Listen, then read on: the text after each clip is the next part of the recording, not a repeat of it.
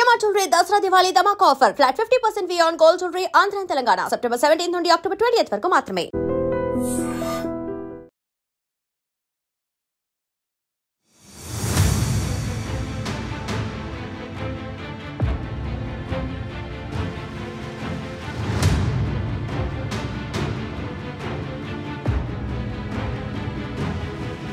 నమస్కారం, welcome to I dream. నేను మీ సంగీత.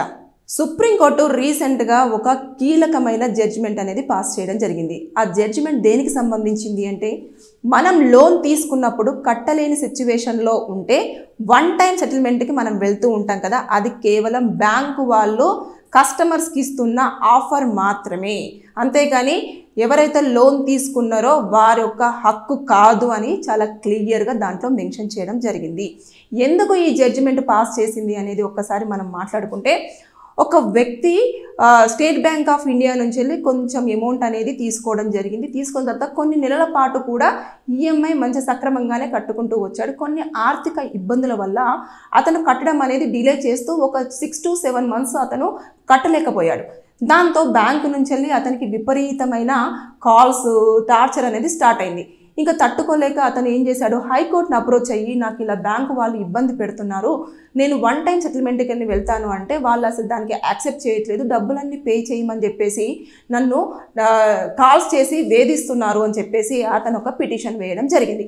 ఆ పిటిషన్ మీద చూసిన హైకోర్టు వాళ్ళంతా కూడా 2 వాదనలు విని, ఇది వాళ్ళు కట్టలేని సిచ్యువేషన్లో ఉన్నారు కాబట్టి వారి ఆర్థిక పరిస్థితిని అంచనా వేసి వన్ టైం సెటిల్మెంట్ అనేది వాళ్ళకు ఖచ్చితంగా ఇవ్వాల్సిందే అని చెప్పేసి హైకోర్టు ఒక తీర్పు ఇచ్చింది.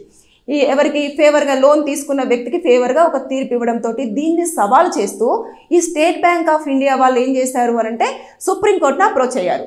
ఒక 4 days బ్యాక్ సుప్రీంకోర్టును అప్రోచ్ అవ్వగానే సుప్రీంకోర్టు ఏం చేసింది అని అంటే, మొత్తం పరిశీలనగా మొత్తం చూసిన తర్వాత, ఎప్పుడైతే లోన్ తీసుకుంటారో బ్యాంకు వాళ్ళకు పెట్టిన కండిషన్స్ అన్నీ కూడా లోన్ తీసుకునే వ్యక్తి మస్ట్ అండ్ షుడ్గా ఫాలో అవ్వాల్సిందే అని చెప్పేసి మెన్షన్ చేసింది. దాంతోపాటు ఎప్పుడైతే లోన్ తీసుకున్న వ్యక్తికి కట్టలేని సిచ్యువేషన్లో ఉంటే జస్ట్ బ్యాంకు వాళ్ళు ఆ కస్టమర్కి ఇస్తున్న ఆఫర్ మాత్రమే వన్ టైం సెటిల్మెంట్, కానీ అది వారి యొక్క రైట్ కాదు అని చెప్పేసి తేల్చేసి చెప్పడం జరిగింది. అయితే ఇంకా కొన్ని గైడ్లైన్స్ కూడా ఇచ్చింది. దాంట్లో ఏంటి అని అంటే, ఎప్పుడైతే బ్యాంకు వాళ్లకు మీరు వన్ టైం సెటిల్మెంట్ ద్వారా అమౌంట్ పే చేయాలి అనుకుంటున్నప్పుడు వారు ఒక పర్సెంటేజ్ అనేది ఫిక్స్ చేస్తారు. మనం తీసుకున్న అమౌంట్, అదేవిధంగా మనం ఎన్ని ఈఎంఐలు పే చేసామో దాంతోపాటు ఇంకా ఎంత అమౌంట్ కట్టాలి, దానికి ఎంత ఇంట్రెస్ట్ ఉన్నది క్యాలిక్యులేషన్ చేసి ఒక పర్సెంటేజ్ చొప్పున వాళ్ళు ఒక అమౌంట్ చెప్తారో ఆ అమౌంట్ని మనం పే చేయాల్సిందే కంపల్సరీ. దాంతోపాటు ఎప్పుడైతే మనము కొన్ని డాక్యుమెంట్స్ అనేవి సబ్మిట్ చేయాలి, కేవైసీ అంటారు, వాటిని కూడా మనము రిఫ్రెష్గా మళ్ళీ అప్లోడ్ అనేది చేయాలి. ఎప్పుడైతే మనం క్లోజ్ చేయడానికి వెళ్తున్నామో one time settlement through account అంతా కూడా, అప్పుడు మళ్ళీ నేను ఎలాగో క్లోజ్ చేస్తున్నాను కదా, నేను డాక్యుమెంట్స్ ఇవ్వను, అవసరం లేదు, ఆల్రెడీ పాతవి ఇచ్చేసాను కదా అంటే కుదరదు. ఖచ్చితంగా మళ్ళీ ఒకసారి సబ్మిట్ చేయాల్సిందే క్లియర్ చేసుకోవడానికి. ఇకపోతే ఎప్పుడైతే మనము కొంతమంది ఏం చేస్తారు అంటే, ల్యాండ్ కానివ్వండి, ఇల్లు కానివ్వండి, లేదంటే గోల్డ్ కానివ్వండి, మార్ట్గేజ్ పెట్టేసి బ్యాంకులలో డబ్బులు తీసుకుంటారు వారి అవసరం నిమిత్తం. తీసుకున్న తర్వాత మళ్ళీ ఈ ఇల్లు ఉందని, లేకపోతే గోల్డ్ ఉందని, లేకపోతే ల్యాండ్ ఉందని చెప్పేసి మళ్ళీ బయట లావాదేవీలు, ఇలా నాకు ల్యాండ్ ఉంది, నాకు ఇంత డబ్బులు ఇచ్చేసి నేను బ్యాంకులో ఉంది రాగానే ఇచ్చేస్తాను, మళ్ళీ అలాంటి లావాదేవీలు ఎలాంటి పరిస్థితుల్లో కూడా నడపకూడదు. అది ఎప్పుడైతే మీరు తాకట్టులో పెట్టారు కదా, మార్ట్గేజ్ పెట్టారు కదా బ్యాంకులో, అది కంపల్సరిగా బ్యాంకు వాళ్ళకే చెందుతుంది. దానిపైన అన్ని రైట్స్ కూడా బ్యాంకు వాళ్ళకే ఉంటాయి అని చెప్పేసి చెప్పడం జరిగింది. ఇక దాంతోపాటు ఎప్పుడైతే మీరు ఒక అమౌంట్, సర్టన్ అమౌంట్ తీసుకున్నారు, ఒక 50 లక్షల వరకు తీసుకున్నారు అనుకోండి, తీసుకున్న తర్వాత మీరు ఈఎంఐలు కొన్ని రోజుల వరకు కట్టేశారు, ఒక ఎంతో 10-15 లక్షల వరకు మీరు కట్టగలిగారు, తర్వాత కట్టలేకపోతున్నారు, నేను క్లోజ్ చేసుకోవాలనుకున్నప్పుడు వాళ్ళు ఒక అమౌంట్ చెప్తారు, ఒక 40 లేకపోతే 38 lakhs సంథింగ్ ఎంతో అమౌంట్కి వాళ్ళు ఫిక్స్ చేస్తారు. చేసిన తర్వాత నేను ఆ అమౌంట్ను కట్టలేను, నేను ఇంతే కడతాను, మీరు ఇంతే తీసుకోండి అని చెప్పేసి బ్యాంకు వాళ్ళను డిమాండ్ చేయడానికి లేదు. వారు ఎంత అమౌంట్ చెప్తారో దాన్ని మీరు రిక్వెస్టింగ్ వేలో బార్గెన్ చేసుకోవాలి. ఎలా అంటే, నేను సార్ ఇంత అయితేనే కట్టగలను, నా స్తోమత ఇంతే ఉంది, ప్లీజ్ దయచేసి నా మీద మీరు కొంచెం కన్సర్న్ చూపించేసి నాకు ఇంత అమౌంట్కి కట్టడానికి పర్మిషన్ ఇవ్వండి అని చెప్పేసి మీరు ఎట్టి పరిస్థితుల్లో రిక్వెస్టింగ్ వేలోని బార్గెన్ చేసుకోవాలి తప్పించి డిమాండ్ చేయడానికి లేదు అని చెప్పేసి దాంట్లో స్పష్టంగా చెప్పడం జరిగింది. ఇవన్నీ గైడ్లైన్స్తో పాటు ఇకపోతే జస్ట్ ఏదైతే వన్ టైం సెటిల్మెంట్ OTS అంటారు, వన్ టైం సెటిల్మెంట్, దీన్ని ఆఫర్ కింద మాత్రం బ్యాంకర్స్ ఆఫర్ చేస్తాయే తప్పించి అది మీ యొక్క హక్కు మాత్రం కాదు అని చెప్పేసి సుప్రీంకోర్టు చాలా క్లియర్గా మెన్షన్ చేసింది. అంటే ఎందుకు చేసింది అంటే చాలామంది బ్యాంకులలో లోన్స్ తీసేసుకొని ఏముందిలే కొన్ని రోజుల వరకు కట్టేసి తర్వాత ఫోన్లు స్విచ్ ఆఫ్ చేసి నెంబర్లు మార్చేసి అడ్రస్ మారిస్తే సరిపోతుంది అని చెప్పేసి అనుకుంటూ ఉంటారు. అది అసలు కుదరదు. ఎందుకంటే ఇప్పుడు కొన్ని గైడ్లైన్స్ ప్రకారంగా ఖచ్చితంగా వారు కొన్ని డాక్యుమెంట్స్ తీసుకుంటారు, దాంతోపాటు అడ్రస్ పర్ఫెక్ట్గా ఉందా లేదా చూసుకుంటారు. ఇవన్నీ కూడా ఇప్పుడు కొత్తగా సుప్రీంకోర్టు ఇచ్చిన జడ్జిమెంట్లో ఉండడం జరిగింది. ఇకపోతే కొంతమంది ఏం చేస్తారు అంటే వన్ టైం సెటిల్మెంట్ చేయొచ్చులే, ఒక 6 నెలలు కట్టిన తర్వాత నెక్స్ట్ నేను సార్ ఇంత కట్టలేకపోతున్నా, నేను ఇంతే కడతాను అని చెప్పేసి అంటే కుదరదు.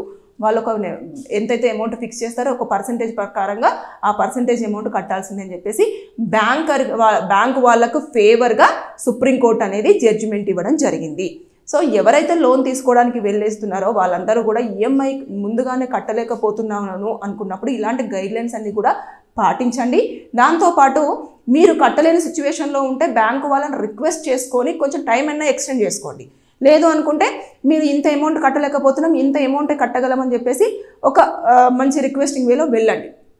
అంతే తప్పించి ఇప్పుడు బ్యాంకు వాళ్ళను మీరు డిమాండ్ చేయడానికి లేదు. అదేవిధంగా వారి మీద కేసులు, ఇంకొక పాయింట్ మర్చిపోయాను, కేసులు కూడా ఒకవేళ మనం ఎప్పుడైతే లోన్ అంతా క్లియర్ చేసుకోవాలి వన్ టైం సెటిల్మెంట్ త్రూ అనుకున్నప్పుడు మీరు ఎట్టి పరిస్థితుల్లో ఒకవేళ బ్యాంకు వాళ్ళ మీద కనుక కేసు కోర్టులో నడుస్తూ ఫైల్ చేసినట్టయితే అప్పుడు మీరు దాన్ని క్యాన్సిల్ విత్డ్రా చేసుకున్న తర్వాతనే ఇక్కడ మీరు సెటిల్మెంట్ చేసుకోవడానికి మీకు ఎలిజిబిలిటీ అని కూడా చెప్పడం జరిగింది. ఇవన్నీ గైడ్లైన్స్ అనేవి చాలా క్లియర్గా పొందుపరిచారు. సుప్రీంకోర్టు జడ్జిమెంట్ కూడా చాలా క్లియర్గా మెన్షన్ చేయడం జరిగింది. రీసెంట్గానే ఒక 4-5 డేస్ బ్యాక్ జడ్జిమెంట్ అనేది రావడం జరిగింది. కాబట్టి ఇక మీదట లోన్ తీసుకునే వాళ్ళు ఎవరైనా సరే ఇవన్నీ కూడా ఉంటాయని చెప్పేసి జాగ్రత్త పడండి. దాంతోపాటు వన్ టైం సెటిల్మెంట్కి వెళ్ళేటప్పుడు మీరు ఇవన్నీ పాటించండి. మీరు రిక్వెస్టింగ్ చేసుకోండి. తర్వాత నెక్స్ట్ ఏదైతే ఉంటుందో దాన్ని సుప్రీంకోర్ట్స్ ఎప్పుడో కానీ బ్యాంక్ వాళ్ళకే ఫేవర్గా ఇచ్చాయి కాబట్టి ఖచ్చితంగా ఇంకా వాళ్ళు ఇంకా ఎక్కువగా చేస్తారు. ఇప్పటికే ఎక్కువగా మనం లోన్లు తీసుకున్నప్పుడు చాలా వరకు ఇబ్బందిగా వాళ్ళ డబ్బులు, ఎందుకంటే మనకు అవసర నిమిత్తం డబ్బులు ఇచ్చారు కాబట్టి వాళ్ళు వసూలు చేసుకోవడం అనేది వాళ్ళ హక్కు, వాళ్ళు ఖచ్చితంగా చేసుకోవాల్సిందే. మనకు ఆ టైంలో సాయం చేశారు, వాళ్ళ డబ్బులు మనం వాళ్ళకి తిరిగి ఇచ్చేయాల్సిందే. కాబట్టి మనకి ఇంకా కొంచెం టైం గడువు అనేది పెడుతూ ప్రతి నెల మీ స్తోమతను బట్టి ఇంత కట్టండి అని చెప్పేసి ఈఎంఐ ప్రకారంగా ఇంత కట్టండి అని చెప్పేసి అన్నారు. మీరు కట్టలేని సిచ్యువేషన్లో ఉంటే మీరు టైం ఎక్స్టెండ్ చేసుకోండి. నేను ఒక 3 నెలల వరకు 6 నెలల వరకు నేను కట్టలేకపోతున్నాను, నాకు కొంచెం టైం ఇవ్వండి నేను అని చెప్పేసి మీరు ఆ టైం పీరియడ్ తీసుకొని అప్పుడు మీరు కట్టడానికి ప్రయత్నం చేయండి. లేదు అనుకుంటే సెటిల్మెంట్ కూర్చున్నప్పుడు మాత్రం మీరు ఎట్టి పరిస్థితుల్లో వాళ్ళని డిమాండ్ చేయడానికి లేదు, వాళ్ళని బెదిరించడానికి లేదు, వాళ్ళపైన కేసులు పెట్టడానికి లేదు. అలాగే మీ కేవైసీకి సంబంధించిన డాక్యుమెంట్స్ ఇవ్వను అని చెప్పేసి వాళ్ళను ఇబ్బంది పెట్టడానికి కూడా లేదు. ఇవన్నీ కూడా జాగ్రత్త పడిన తర్వాతనే మీరు లోన్కి అనేది వెళ్ళండి. ఇప్పుడు ఎవరైనా వన్ టైం సెటిల్మెంట్ కోసం వెళ్ళాలి అనుకుంటున్న వారు ఇలాంటి గైడ్లైన్స్ అని పాటించండి. దాంతోపాటు బ్యాంకు వాళ్ళను రిక్వెస్ట్ చేసుకోండి. మీకు ఈ వీడియో చూస్తున్న వారికి ఎవరికైనా సరే మీకు కనుక లీగల్గా ఎలాంటి ఇబ్బందులు ఉన్నా సరే కింద కామెంట్ రూపంలో తెలియచేయండి. దానిపైన నేను వీడియో చేసి మీకు పూర్తి సమాచారం అందించడానికి ప్రయత్నం చేస్తాను. నిజంగా ప్రస్తుతం ఉన్నటువంటి సమాజం దేనికి ప్రయారిటీ ఇస్తుంది? ఆర్థిక సంబంధాల చుట్టూ మాత్రమే తిరుగుతుంది. మళ్ళీ ఎన్నికలంగానే చాలా విరక్తి కలుగుతాం. మంచి అనిపిస్తుంది కదా, లేడీస్ కూడా ఛాలెంజింగ్ జాబ్స్ చేసినప్పుడు చాలా బాగుంటది. ట్రాఫిక్ అసిస్టెంట్స్ గా నియమించిన ట్రాన్స్జెండర్స్ అందరితో సాల్యూట్ చేయించుకుంటున్నారు. ఫుడ్ డెలివరీ ఇవ్వటానికి వెళ్ళినటువంటి డెలివరీ బాయ్ అనిల్ పై కళ్ళ ముందు పెళ్ళండి కొట్టి